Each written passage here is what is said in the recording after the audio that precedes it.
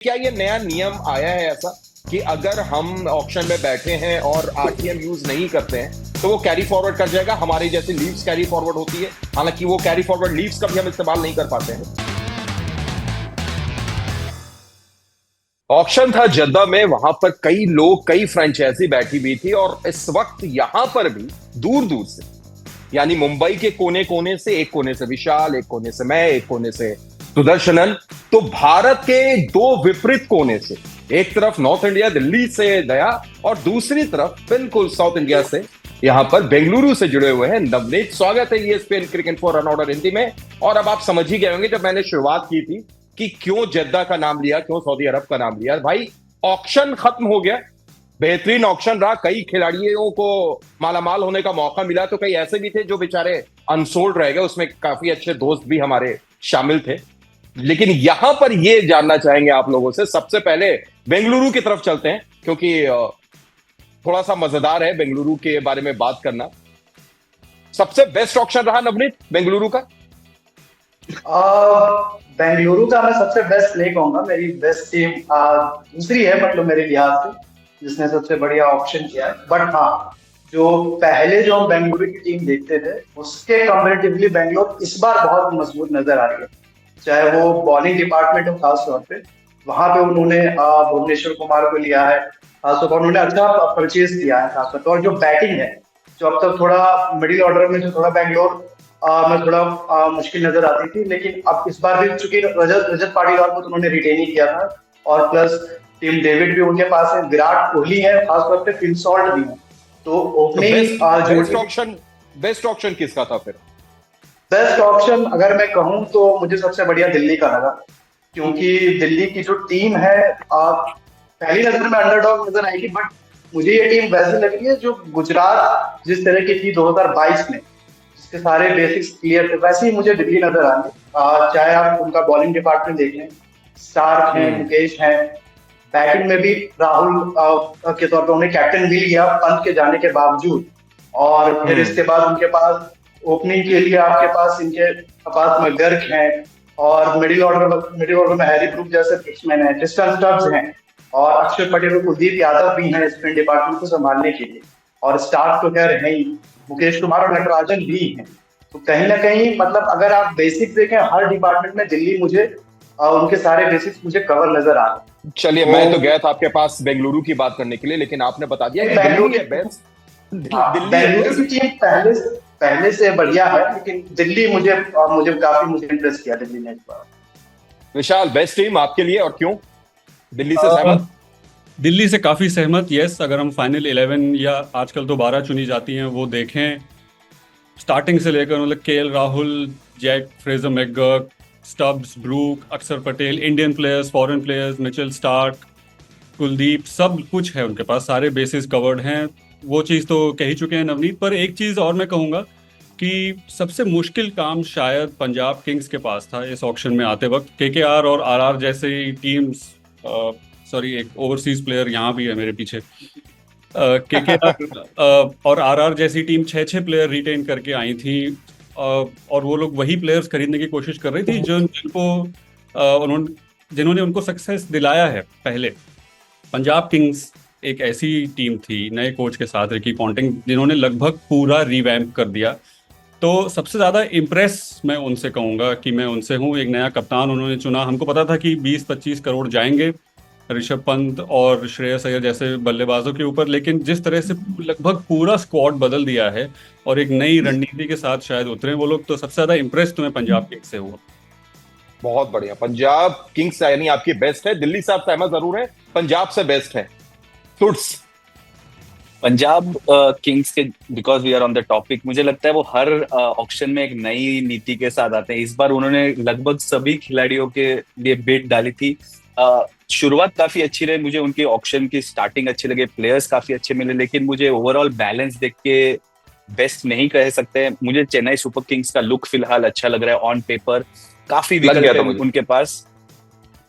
उनका मुझे एक अलग चीज ये लग रहा है कि आप यदि चेन्नई सुपर किंग्स को कहें कि ये मैच के लिए आप पेस हैवी जाएं, तो उनके पास बहुत सारे विकल्प है, ना सिर्फ बॉलर्स के डिपार्टमेंट में, लेकिन ऑलराउंडर्स जो फास्ट बॉलिंग डाल सकते हैं और किसी गेम में आपको स्पिन हैवी जाना है तो भी आपके पास लेकिन बहुत लेकिन विकल्प सूर्स है। ऐसा नहीं लगता है कि कुछ जरूरत से ज्यादा लेफ्ट हैंडर बैटर्स चेन्नई के पास नजर आ रहे हैं? अगर आप टॉप की तरफ देखें, टॉप 7-8 में देखें, तो जरूरत से ज्यादा बाएं हाथ के बल्लेबाज। कोई चीज जरूरत से ज्यादा शायद नहीं होती क्रिकेट में, आप जैसे ऑपोजिशन और कंडीशंस को काउंटर करते वही चीज होती है। लेकिन आरसीबी मुझे एक अलग लग रहा है इस बार फॉर अ चेंज, की वो आप उनके तरफ देखें तो थोड़ा बैलेंस ज्यादा दिख रहा है, ना कि हमें लगता है कि ये टॉप हेवी है। काफी बार हम अगर पिछले कुछ ऑप्शंस अगर याद भी करें, instead of going in depth, आपको पहली चीज यही लगेगी काफी टॉप हेवी जाते थे।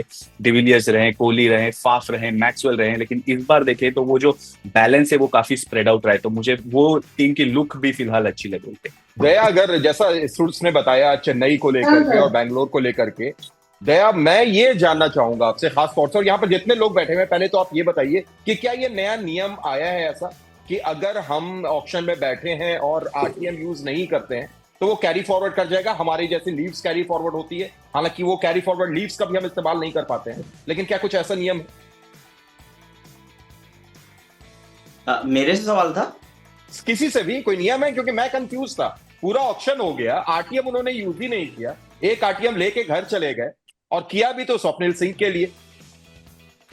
देखिए सैयद, ये हम थोड़ा घर लेने के हिसाब से अगर कंपेयर करें तो आप यदि एक लोकेलिटी छोड़ना चाहते हैं तो आप फिर उसकी तरफ नहीं देखेंगे। तो आरटीएम का ये भी यही मैं शायद लॉजिक कहूंगा कि अगर खिलाड़ी आपने रिलीज कर दिया है कुछ काफी हद तक, लेकिन तो आप लेकिन वापस नहीं चाहेंगे। मैं चलिए दूसरे खिलाड़ी की नहीं, दो खिलाड़ी के लिए जरूर मैं सोचता, सिराज और विल जैक्स जिन्होंने आपको किस पोजीशन से पहुंचाया था पिछले सीजन में, आप करीब करीब बाहर थे प्लेऑफ की दौड़ से, लेकिन उन्होंने वो शतक लगाया जबरदस्त और पहुंचाया, आपने उन पर भी नहीं किया आरटीएम रहते हुए।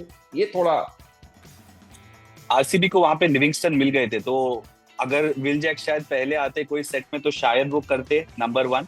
और जहां तक सिराज की बात हो, काफी चांसेस दिए गए थे, I am sure he is a very good bowler और मैं अभी भी उनको हाईली रेट करता हूँ। लेकिन आरसीबी के अगर आप सोचे तो बार बार वे रन्स काफी देते, तो इस बार शायद उनको वो एक नया पन्ना टाइप्स चाहिए था बॉलिंग डिपार्टमेंट में। इसीलिए आप देखो तो सिर्फ हेजलवुड ऐसे खिलाड़ी जो उनको पहले खेले हुए हैं, लेकिन पूरा बॉलिंग अटैक काफी नया है उनका।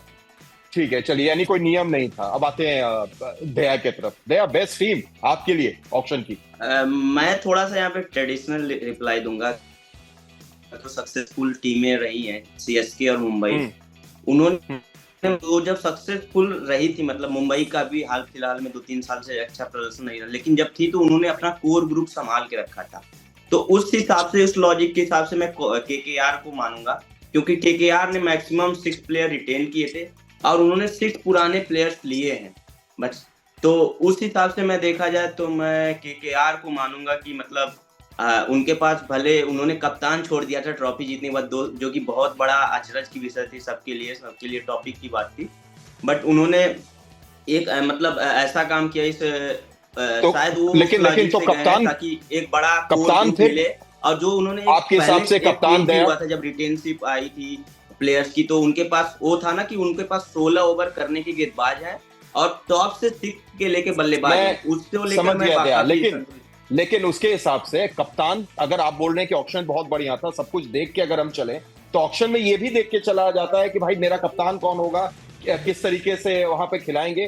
तो क्या कप्तान के तौर पर आप किसको देख रहे हैं फिर? मेरे ख्याल से उन्होंने दाव खेला, क्योंकि इस बार गौतम गंभीर ने उनके पूरा जो टीम थी, मतलब रैंट एंड डेस्काटा और अब से और नायर भी इधर आ गए, तो चंद्रकांत पंडित के हाथों में सब कुछ होगा। और चंद्रकांत पंडित अब इस मतलब जग जाहिर हो वेंकटेश अय्यर को पसंद करते हैं काफी ज्यादा, उनपे इतनी बोली लगी, जो कि मेरे लिए भी अचरज की बात थी। वो थोड़ा सा, अगर उसको मतलब मैं जो कहूँगा बेस्ट खरीदारियों में उसको मैं थोड़ा सा माइनस भी करना चाहूँ, बट मेरे ख्याल से उन्होंने दाव लगाया है कोच ने, तो शायद उनको ही कप्तान बनाएंगे। हालांकि मुझे नहीं लगता उनके पास ज्यादा कुछ डोमेस्टिक सर्किट में भी कप्तानी का एक्सपीरियंस है। मतलब महंगा लाया है हमने तो भाई वो उसको कप्तान बना देंगे, ये आपको ऐसा लग रहा है? अगर चंद्रकांत पंडित ने इतना पैसा, मैनेजमेंट ने इतना पैसा खर्च किया है तो शायद इसलिए वो कप्तान बनाएंगे।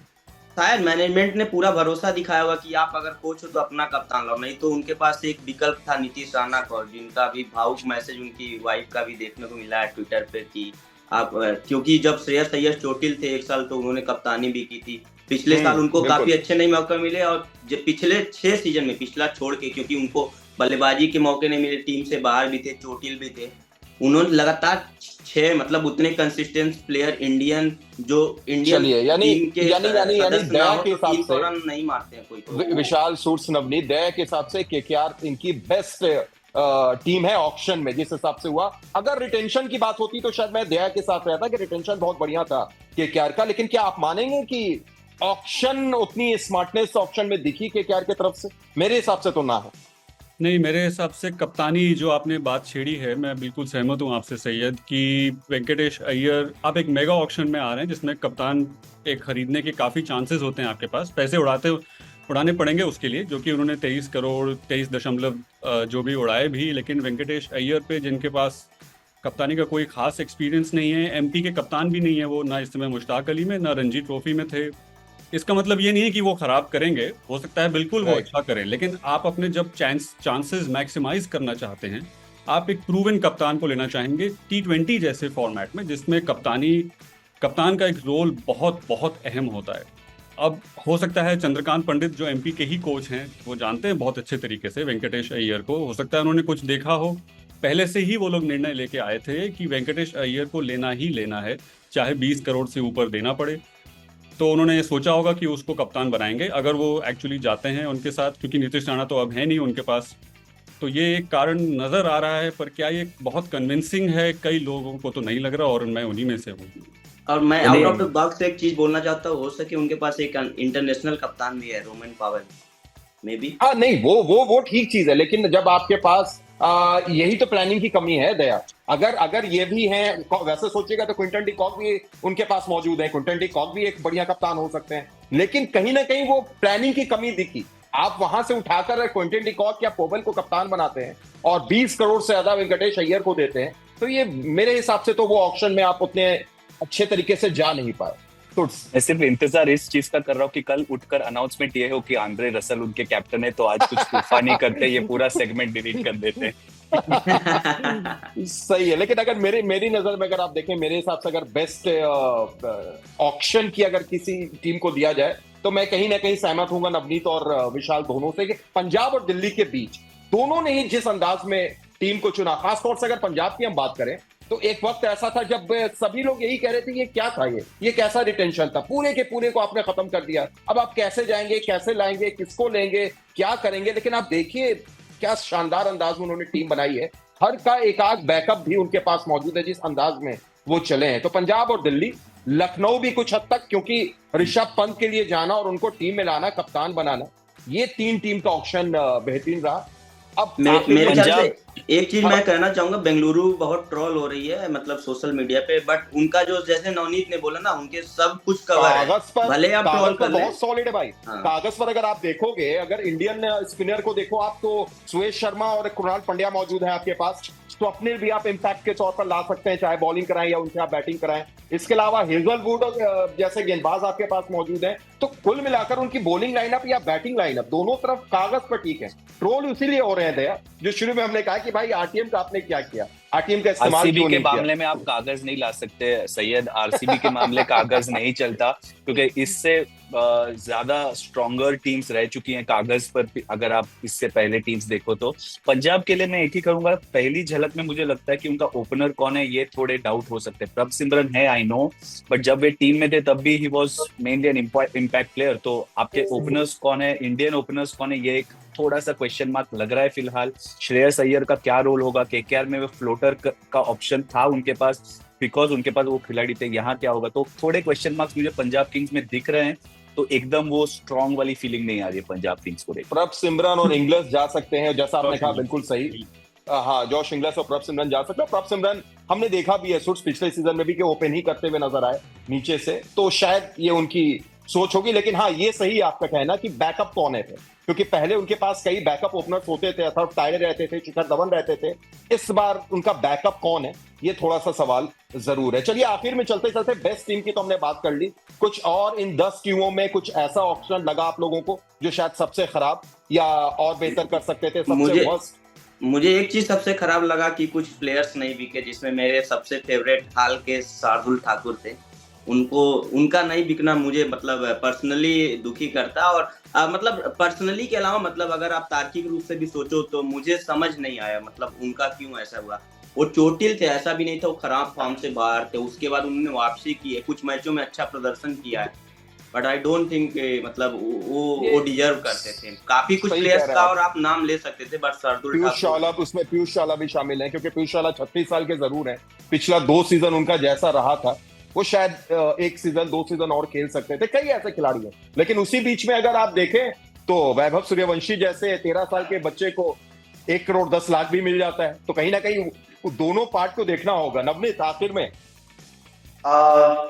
अब मैं जिस टीम का नाम लूंगा उस पे शायद हो सकता है कि एकमत राय ना बने, लेकिन मैं अगर निराशा की बात करूं तो मुझे सबसे ज्यादा निराशा हुई चेन्नई सुपर किंग्स को लेकर के, क्योंकि जो लास्ट सीजन जो चेन्नई सुपर किंग्स के साथ जो प्रॉब्लम थी, जो मिडिल ऑर्डर वाला जो प्रॉब्लम था, वहां पे चेन्नई सुपर किंग्स कहीं ना कहीं लैग कर रही थी। आपने देखा होगा चाहे पर्टिकुलर कोचेस आप इस निंदा कर रहे हैं, थला पे सवाल कर रहे हैं। नहीं, लेकिन अब जो भी है तो हाँ, मतलब मिडिल ऑर्डर में उनके पास बाकायदा मतलब ऐसे प्लेयर्स हैं जो रिवाइवल अपना चाह रहे हैं basically IPL. Chennai super Kings के साथ हमेशा वो स्थिति रहती है, वो उस चीज के लिए जानी जाती है कि वो रिवाइवल करवाती है प्लेयर्स का। दीपक हुड्डा का भी होगा रिवाइवल, और क्या इस बार? हाँ, दीपक हुड्डा है, राहुल त्रिपाठी है, लेकिन मुझे मतलब उतना प्रॉमिसिंग नहीं लग रहा है। और खासतौर पे जो ऑप्शन में जब वो अश्विन के लिए गए, फिर उसके बाद नूर अहमद पे जाना, जबकि आपके पास तीक्ष्णा और हसरंगा बाद में आपको बहुत कम प्राइसेस पे मिल सकते थे, तो नूर अहमद के लिए उतने प्राइस पे जाना मुझे नहीं लगता कि उनको जाना चाहिए था। चेपॉक के पिच पर नूर अहमद जैसी अगर left arm wrist spin bowler अगर आपको मिलता है तो वो परेशान जरूर करेंगे, ऐसा नहीं है।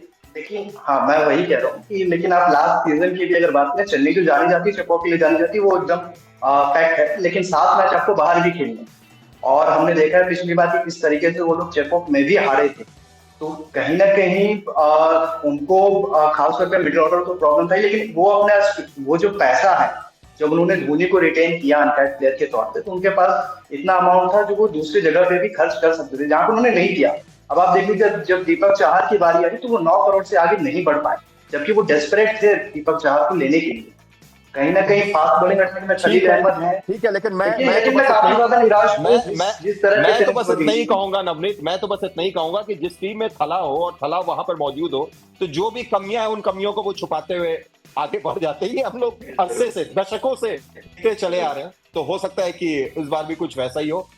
तो फिर मेरे लिए ये ऑक्शन में एक, अगर 2 दिन की जो समरी माइंड में आती है, उसमें एक बिटर स्वीट सा मोमेंट ये है कि एक तरफ हैं आर अश्विन, जो फिर एक घर वापसी के तौर पे आ रहे हैं चेन्नई सुपर किंग्स में करीबन 10 साल के बाद।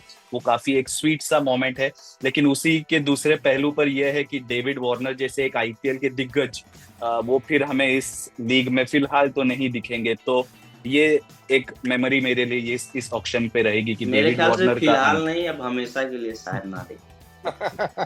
नेवर से नेवर दया। विशाल, एंड कोई कमेंट या मैं शायद ये कहूंगा, आरसीबी से हमने शुरुआत की थी इस डिस्कशन की, आरसीबी से मैं खत्म करूंगा।